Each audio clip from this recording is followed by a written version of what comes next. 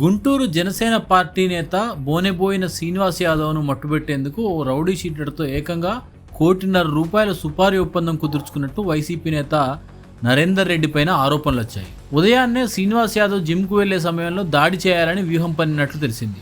ఇప్పటికే ఆయన కదలికలపైన 2 సార్లు రెక్కి కూడా నిర్వహించారు. దానిపైన పోలీసులు కేసు నమోదు చేశారు. వైసీపీ నేత నరేందర్ రెడ్డి పరారయ్యారు కూడా. కానీ ఓ సెల్ఫీ వీడియో విడుదల చేశారు. బోనెబోయిన శ్రీనివాస్ యాదవ్కు తనకు ఎలాంటి సంబంధం లేదని, కూటమి నేతలు ఉద్దేశపూర్వకంగానే ఈ వ్యవహారానికి పార్టీ రంగు పులుముతున్నారని ఆయన ఆరోపించారు. 2 ఏళ్ల క్రితం వినాయక చవితి సమయంలో బోనెబోయిన అనుచరులు తన బార్లో మద్యం తాగి డబ్బులు ఇవ్వకుండా వెళ్తుంటే గొడవ జరిగిందని, కోట్ల రూపాయల విలువ చేసే తన బార్ను ధ్వంసం చేశారని ఆయన ఆరోపించారు. బోనెబోయినను చంపడానికి ₹1.5 కోటి ఇచ్చే ఆర్థిక స్తోమత తనకు లేదని, అంత డబ్బే ఉంటే తన కుటుంబానికే ఉపయోగించుకుంటానని నరేందర్ రెడ్డి వ్యాఖ్యానించారు.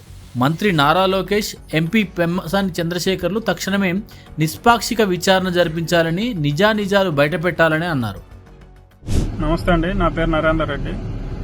ఈరోజు మీడియాలో ఏదైతే ప్రచారం జరుగుతుందో వైసీపీ నేత నరేందర్ రెడ్డి అని కావాలని పార్టీ రంగులు పులుముతున్నారు.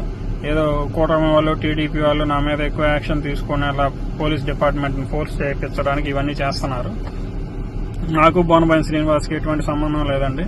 2024 వినాయక చవితి అప్పుడు వాళ్ళ కుర్రోళ్ళు ముందాగి 13-14 బిల్లు అయితే కట్టకుండా వెళ్తుంటే గొడవ పడ్డామని అదంతా దృష్టిలో పెట్టుకొని అతను, కేశవ యాదవ్, బోనబోయిన శ్రీనివాస్ యాదవ్ ఇద్దరు కలిసి దీపావళి రోజు నా 7 ఏళ్ల కూతురు మీద తాగి బాంబులు వేపించారు, క్రాకర్స్. దానికి మల్టిపుల్ టైమ్స్ చెప్పాం, రియాక్ట్ అతను కొట్టాల్సి వచ్చింది. సరే, ఆ కొట్టిన దానికి నా మీద 40 మందిని పెట్టి దాడి చేశారు. ఇవ్వండి, నా బారుని ఇలా ₹3 కోట్ల పెట్టి ఖర్చు పెట్టి కట్టుకున్న బారుని ఇలా ధ్వంసం చేయించారండి. ఈ బారు ముందు టెంట్ వేయించారు.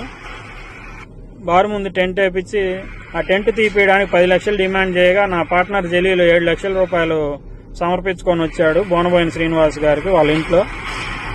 ఇది ఊరంతా తెలుసు. ఇప్పుడు ఇదే ప్లేస్లో పర్మిషన్ లేదని, ఇదే ప్లేస్లో నాది కూల్ చేసిన ప్లేస్లోనే సన్ రైజ్ బార్ అని కట్టారండి. మరి దానికి కట్టుబడి అన్నిటికీ ఉన్నాయా పర్మిషన్లు?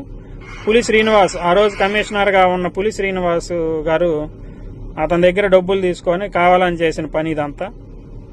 ఐఏఎస్ పులి శ్రీనివాస్ చూడండి మీరే. ఇదే ప్లేస్లో ఇది ఇన్నర్ రింగ్ రోడ్ ఫేజ్ 2లో ఉంటుంది. లక్ష్మీ సెలబ్రేషన్స్ అనేది పడేసి ఇప్పుడు సన్ రైజ్ బార్ అని పెట్టారండి. సరే, ఇదంతా ఒకటైతే నేను ఇలా స్టేషన్లో ఉన్నది కూడా బయట స్ప్రెడ్ చేసుకొని నవ్వుకున్నారు అందరూ. ఇదిగోండి, పోలీసులను పెట్టి ఇలా ధర్నా చేయించారు. దీనికి ఎవరికి ఎంత ముట్టినాయి అన్నీ తెలుసు, జనాలకు కూడా తెలుసు. మరి ఇదే ప్లేస్లో ఈరోజు సన్ రైజ్ బార్ ఉంది, అన్ని పర్మిషన్లతో ఉన్నాయా? ఆ రోజు 7 లక్షలు తీసుకున్నాడు అతను మా ముందు టెంట్ తీపియడానికి. మా 10% షేర్ హోల్డర్ అయిన జలీలు 10 లక్షలు అడిగితే 7 లక్షలు సమర్పించుకొని వచ్చాడు. అయినా ఈ బార్ని కావాలని పులి శ్రీనివాసుని అడ్డం పెట్టుకొని కూల్ చేశారు. రీసెంట్ గా జరిగిన కళావేదికల తోపులాట, గన్మెన్లను కొట్టడం, వీటన్నిటిని డైవర్ట్ చేసుకోవడానికి యాదవ్ రిలేటెడ్ రామచంద్ర యాదవ్ గారిని పిలిపించి సీఎం అని ఇన్నర్ రింగ్ రోడ్ లో చేసిన ప్రోగ్రాము లోకేష్ గారు, పవన్ కళ్యాణ్ గారి దగ్గర అతనికి వచ్చిన నెగిటివ్ ని తొలగించుకోవడానికి ఇప్పుడు ఏదో కష్టపడుతున్నాడు, పార్టీలో ఏదో హైప్ తెచ్చుకోవడానికి. అతన్ని కోసం ₹1 కోటి ఖర్చు పెట్టే కంటే నా పిల్లల కోసం నేను ఎలా బతకాలనే దానికి నేను ఉపయోగించుకుంటాను. ఆ ₹1 కోటి ఉంటే ఈ పగలకి ప్రతీకారాలు నాకు సంబంధం లేదండి. 14 కేసులో 18 కేసులో ఉన్న వాసు, బబులు అనే అతన్ని తీసుకొని వచ్చి నేను అతన్ని సుపారీ మాట్లాడినట్టు ఏదో చెప్తున్నారు. అదే బబులు ఈరోజు బయటే తిరుగుతున్నాడు తాగి. మొన్న బుధ గురువారాల్లో నగరంపాలెం పోలీస్ స్టేషన్ లో ఓపెన్ డ్రింకింగ్ అని తీసుకెళ్లారు. ఆ తాగి ఉన్న బొబులు పోయి ఎస్పీ గారికి ఎలా కంప్లైంట్ ఇచ్చారు?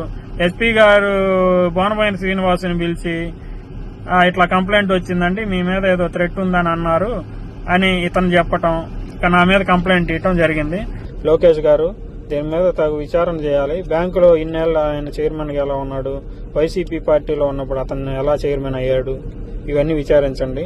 ఈరోజు ఏ ప్రాతిపదికన అతని కొడుకు చైర్మన్ అయ్యాడు, అది కూడా విచారించాల్సిందిగా విన్నపిస్తున్నాను. పెమ్మసాని గారిని ప్రతి విషయంలో నా మ్యాటర్లో పెమ్మసాని గారిని రెచ్చగొట్టేలా వాళ్ళు ప్రయత్నిస్తున్నారు. పెమ్మసాని గారు, మీకు నాకు ఎటువంటి ఇది లేదు.